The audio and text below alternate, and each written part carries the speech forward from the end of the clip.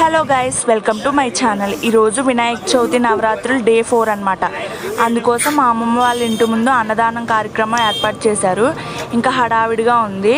అసలు ఏమేమి చేస్తున్నారో చూసేద్దామని వచ్చాం. ఇలా సగం అయితే రెడీ అయిపోయినాయి. ఇక్కడ ఏంటంటే స్పెషల్ పందిరి దోసకాయతో పచ్చి పులుసు చేశారు. ఇక్కడ సగం వంటలు అయితే అయిపోయాయి. ఈ వంటలన్నీ అవటానికి చాలా టైమే పట్టిద్ది. మార్నింగ్ నుంచి చేస్తున్నారు, సగం అయ్యాయి. మేము చూద్దామని వచ్చాము.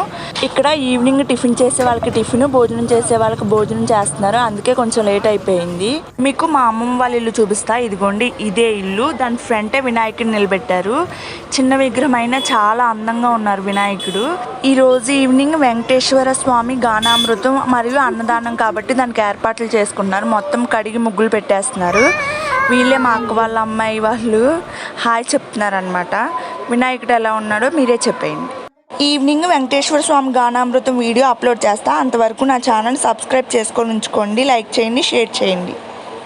అంతే వీడియో గైస్.